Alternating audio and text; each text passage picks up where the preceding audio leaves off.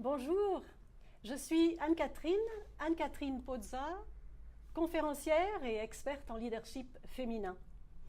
J'aide les femmes leaders, les femmes dirigeantes à être numéro 1 sans sacrifier leur vie de femme.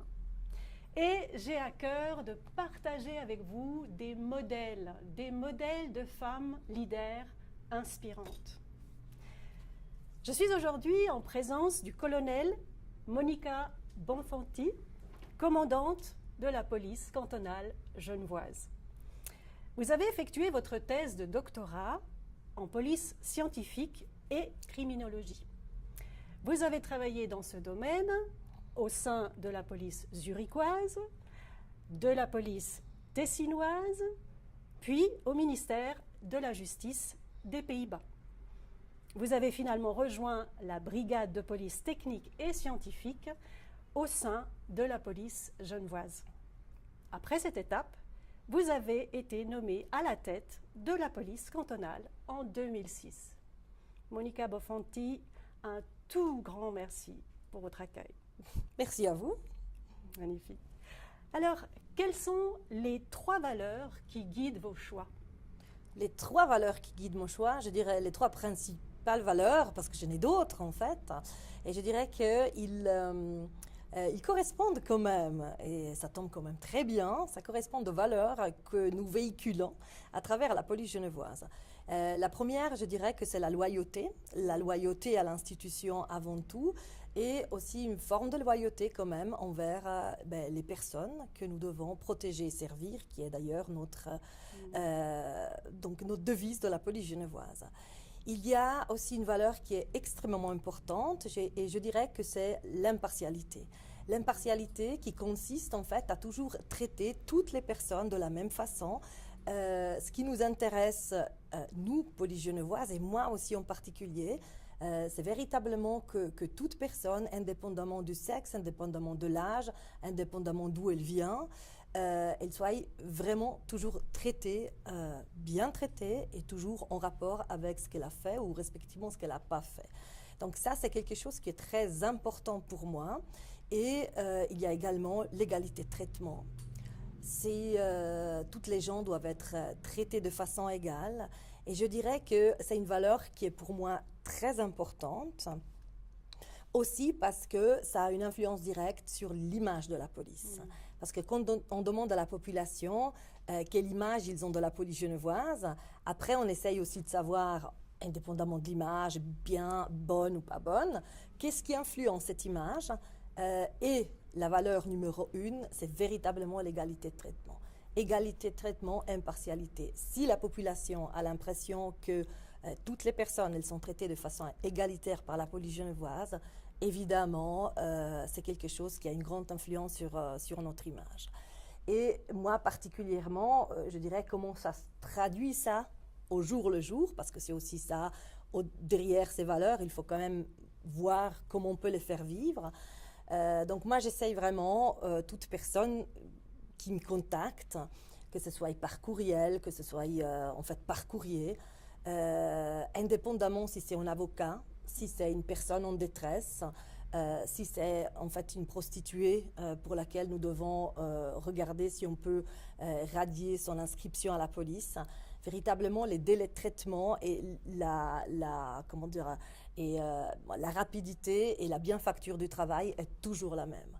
Il ne faut pas commencer à dire « Ah voilà, maintenant, là, il s'agit d'une personne importante, donc on va répondre de façon différente que quelqu'un qui peut-être s'exprime pas très bien. » Et pour moi, c'est aussi important que les personnes aient l'impression que s'ils ont un problème avec la police, elles peuvent en fait écrire à la police, elles, avec leur langage, avec leurs expressions, et ils n'ont pas toujours besoin en fait de passer par une voie judiciaire pour avoir une réponse de la part de la police. Donc je dirais un petit peu c'est ça qui me guide et c'est effectivement les valeurs que je veux incarner et que je demande aussi à mes collaborateurs d'incarner. Merci beaucoup. Madame Bonfanti, qu'est-ce qui vous fait vibrer? Qu'est-ce qui me fait vibrer? beaucoup de choses. Je dirais que le fait de pouvoir aider les gens et les protéger, c'est quelque chose qui est quelque chose qui est noble, en fait. Et c'est vrai que je suis extrêmement fière quand il y a des opérations de police qui fonctionnent bien, quand il y a des opérations qui sont compliquées, comme par exemple quand on doit rapatrier des personnes qui ont une famille ici. C'est toujours des drames humains qu'on essaye véritablement de faire au mieux. Quand par exemple je vois tout le travail caché qui ne fera jamais l'objet d'un article de journal, comme par exemple je dirais, un résident qui reçoit une lettre en allemand, et puis il ne sait pas ce qu'il en est, et il va au poste de police, il demande « Écoute, est-ce que vous pourriez m'aider ?» Quand quelqu'un le reçoit les impôts, il ne comprend pas tout, qu'il va au poste de police. Donc tout ça, c'est des exemples, il y en a des milliers d'autres qui sont un petit peu le travail caché dans la police, et je trouve que c'est véritablement bien de pouvoir y répondre. Ouais. Pourquoi est-ce si important pour vous, ce que vous venez de dire? Parce que j'estime que c'est notre mission.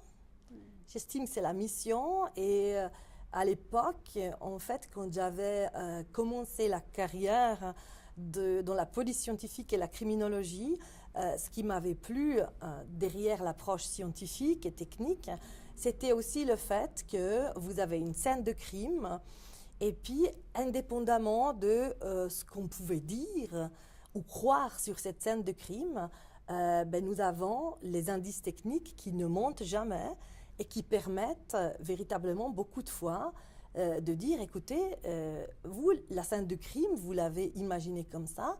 Nous, avec les traces maintenant, on vous dit autre chose.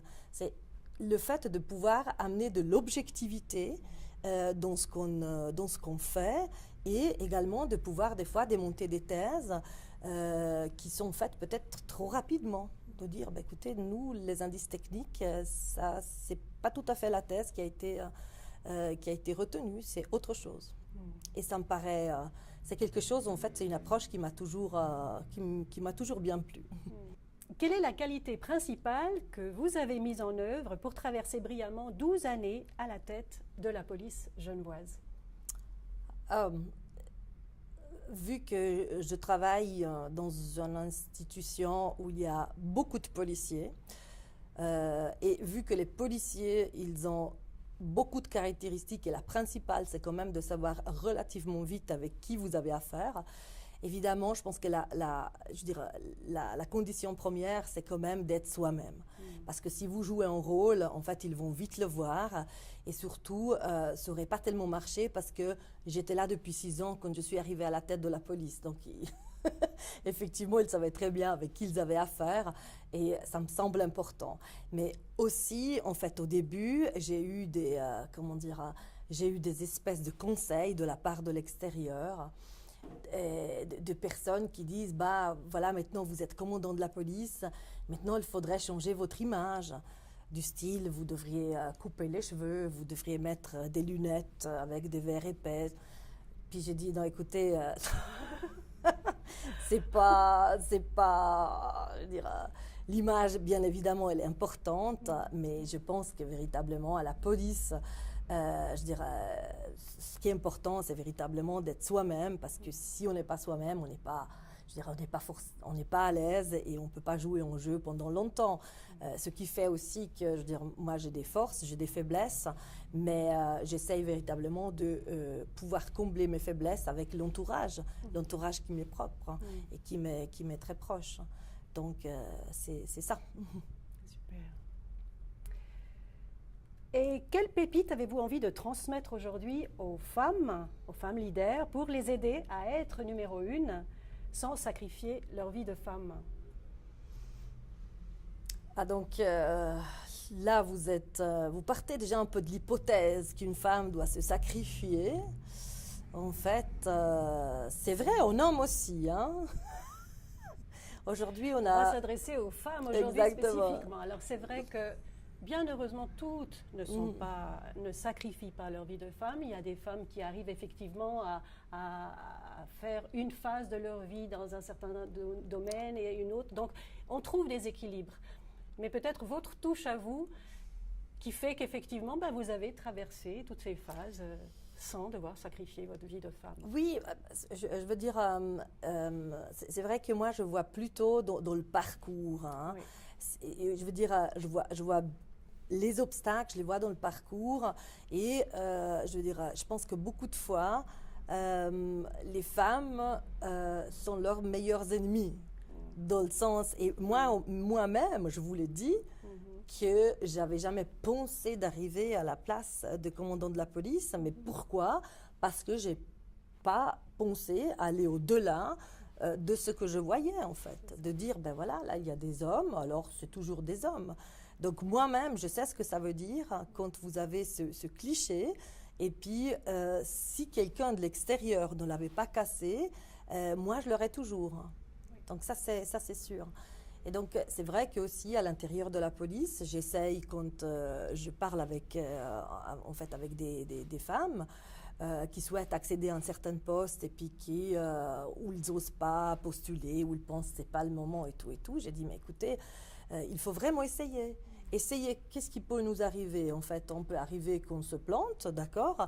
Ceci n'est pas déshonorant. Ce qui est déshonorant, c'est de ne pas essayer. Voilà. Et je dirais que beaucoup de fois, c'est là le problème. C'est pas grave si on essaye quelque chose, mais aussi, je dirais, si on a peur en fait de ne pas réussir, on va pas mettre l'énergie et on va pas se lancer en fait comme il faudrait.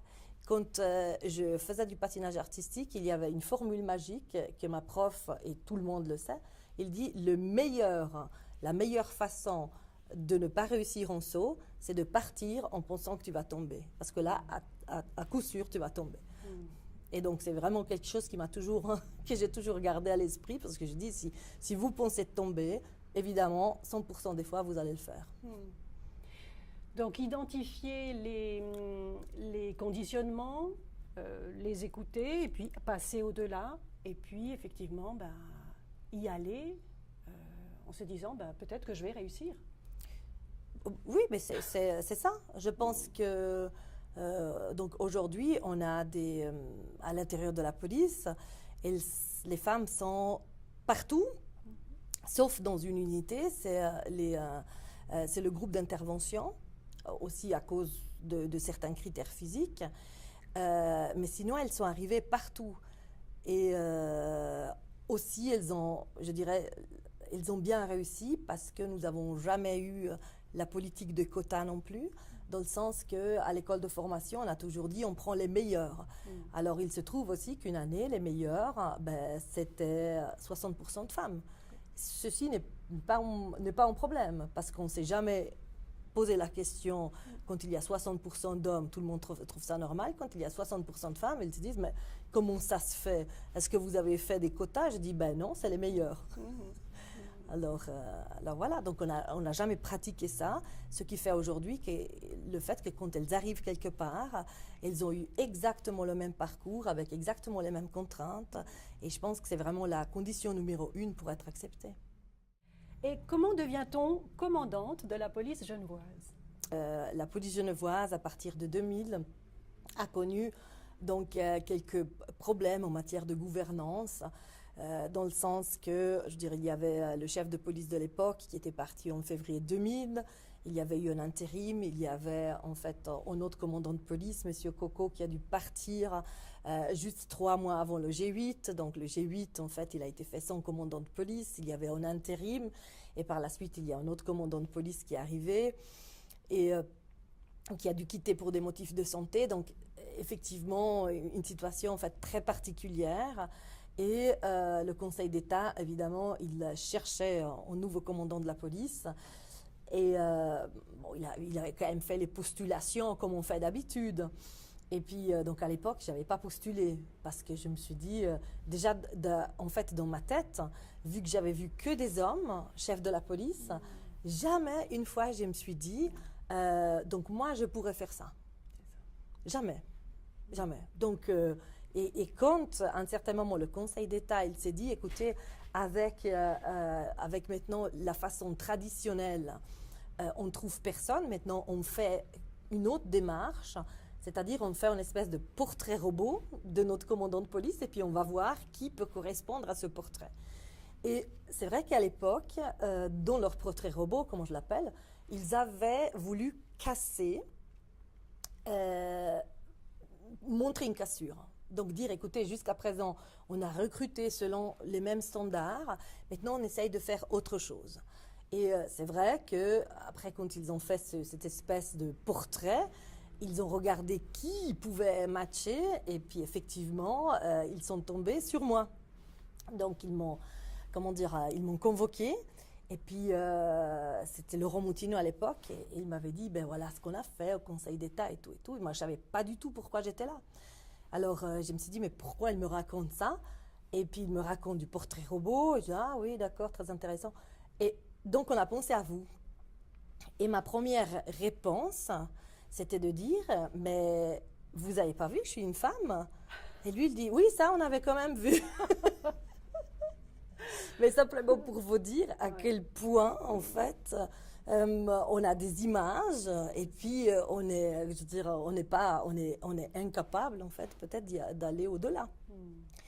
Et puis, vu que la boucle, elle se boucle toujours à un certain moment, il y a 4 ans, on a fait la journée avec les enfants des collaborateurs. Et puis, il y avait une petite fille. Et je lui ai dit, mais toi, tu veux faire quoi quand tu as fini l'école? Puis, il me dit, écoutez, ça dépend un peu de vous, parce que c'est votre place que je vise. Donc, je me suis dit, bon. Génial. La relève est assurée. Oui, ça arrive.